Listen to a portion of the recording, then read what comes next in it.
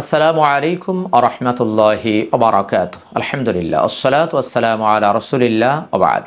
সুপ্রিয় দর্শক শ্রোতা, যাকাত কিভাবে আদায় করতে হবে? যাকাত একটি ফরজ ইবাদত। ২ নম্বর সূরার ৪৩ নম্বর আয়াত, ওয়া আকিমুস সালাতা ওয়া আতুজ যাকাত। আল্লাহ তাআলা বলেন, আর তোমরা সালাত কায়েম করো এবং যাকাত প্রদান করো। কাদেরকে আমরা যাকাত প্রদান করব সে বিষয়ে আল্লাহ সুবহানাহু ওয়া তাআলা ৯ নম্বর সূরার ৬০ নম্বর আয়াতে তা উল্লেখ করে দিয়েছেন।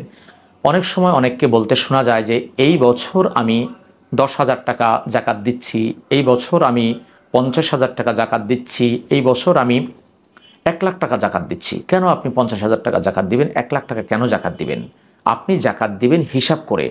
আমরা আজ থেকে ২০ বছর ১৫ বছর আগেও বাটা জুতা যখন কিনতে যেতাম তখন তারা বলতো যে ২০০ এবং ৫০ পয়সা। তারা বলতেন যে ৫০ পয়সা আগে দিন। তখন ৫০ পয়সার খুব প্রচলন ছিল। ইদানিংকালে ৫০ পয়সার প্রচলন না থাকার কারণে হয়তোবা তারা ৫০ পয়সা নেয় না। আপনাকে আমাকে পাই টু পাই হিসাব করতে হবে। আল্লাহর নির্দেশ রাসূলুল্লাহ সাল্লাল্লাহু আলাইহি সাল্লাম আপনাকে আমাকে শিক্ষা দিয়েছেন।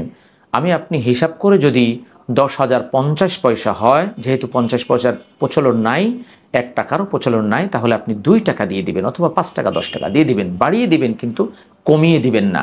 কেন আপনি ১০,০০০, ২০,০০০, ১,০০,০০০ দিবেন? আপনার হিসাবে যেটা হয় সেটাই দিবেন। ২ নম্বর হচ্ছে যে যাকাত আপনি কিভাবে দিবেন, অর্থাৎ আপনি কি বাড়ির সামনে বড় একটা মাজমা করে মাইকে ঘোষণা দিয়ে লাইন ধরে যাকাতের টাকা পয়সা দিবেন? বিষয়টি এমন না, এমন না। আপনি বাড়ি বাড়ি আপনার লোক দিয়ে পৌঁছে দিবেন, নির্ধারিত কিছু লোকের লিস্ট করে তাদেরকে পৌঁছে দিবেন। ৩ নম্বর হচ্ছে যাকাতকে আপনি শাড়ি লুঙ্গি দিয়ে আদায় করবেন? না, যাকাত শাড়ি লুঙ্গি দিয়ে আদায় করলে আদায় হবে না। কেননা আল্লাহ সুবহানাহু ওয়া তাআলা যাকাত দিতে বলেছেন। এখন গরিবের জন্য যেটা উপকারী হয়, তাদের জন্য যেটা সবচাইতে ভালো হয়, তাদের জীবনযাপনের জন্য, তাদের জিনিসপত্র ক্রয়ের জন্য, সেটা আমরা চেষ্টা করব। সেটা হচ্ছে একমাত্র অর্থের মাধ্যমে যাকাত দিলে সেটা আদায় হবে। ৪ নম্বর বিষয় হচ্ছে যাকাতের হিসাবটা আপনি কিভাবে করবেন, অর্থাৎ আপনি কি আরবি মাস অনুযায়ী হিসাব করবেন না সৌরবর্ষ অনুযায়ী হিসাব করবেন, অর্থাৎ খ্রিস্টাব্দ অনুযায়ী হিসাব করবেন?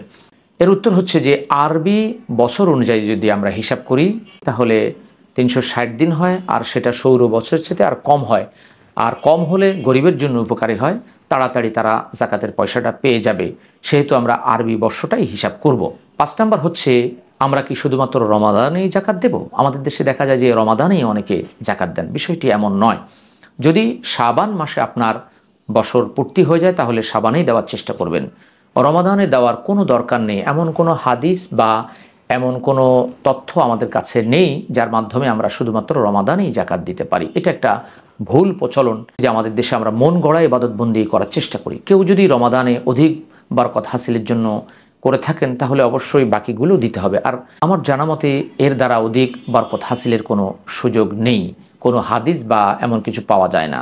বরং যখন হয়েছে তখন দেওয়াই সবচেয়ে বেশি বরকতপূর্ণ আমল। আরেকটি বিষয় হচ্ছে আমরা অনেক সময় ১ টাকা যাকাত দিয়ে মোবাইলে বিভিন্ন জায়গায় ক্যামেরা করে আমরা ছেড়ে দেই যে আমি এবার যাকাত দিয়েছি আলহামদুলিল্লাহ। প্রকাশ্যে যাকাত দেওয়াও জায়েজ, অপ্রকাশ্যে যাকাত দেওয়াও জায়েজ। কিন্তু বিষয়টি যদি এমন হয় যে আমি কোথায় যাচ্ছি, টয়লেটে যাচ্ছি, প্রস্রাবখানায় যাচ্ছি, আমি হজে যাচ্ছি, আমি বিভিন্ন জায়গা থেকে ইতিকাফে বসলাম, সেখান থেকেও ছবি তুলে আমি ফেসবুকে দিয়ে দিচ্ছি, তাহলে বিষয়টা কি এমন হয় না যে আল্লাহকে দেখানোর চাইতে মানুষকে দেখানোর প্রতি আমার আগ্রহটা সবচাইতে বেশি? আমাকে দেখাতে হবে আল্লাহকে।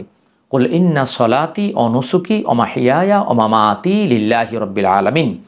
বলো, নিশ্চয় আমার সালাত, আমার কোরবানি, আমার জীবন, আমার মরণ সে আল্লাহর জন্য, যিনি জগৎ সমূহের রব। যেহেতু আল্লাহকে দেখানোর জন্য আমরা এমনটি করে থাকি, ৬ নম্বর সূরা ১৬২ নম্বর আয়াতে আল্লাহ তা উল্লেখ করে দিয়েছেন, সেহেতু আমরা যখন তখন ছবি তুলে ফেসবুকে দেওয়া এটা থেকে বিরত থাকার চেষ্টা করব, যেন লৌকিকতা না চলে আসে। কেননা লৌকিকতা এটা একটা হারাম কাজ, এটা ছোট শিরক। সূরা আল মাউন ১০৭ নম্বর সূরা ৪, ৫, ৬ নম্বর আয়াতে আল্লাহ স্পষ্টভাবে জানিয়ে দিয়েছেন, ফাওয়াইলুল লিল মুসাল্লিন আল্লাযীনা হুম আন সালাতিহিম সাহুন আল্লাযীনা হুম ইউরাউন।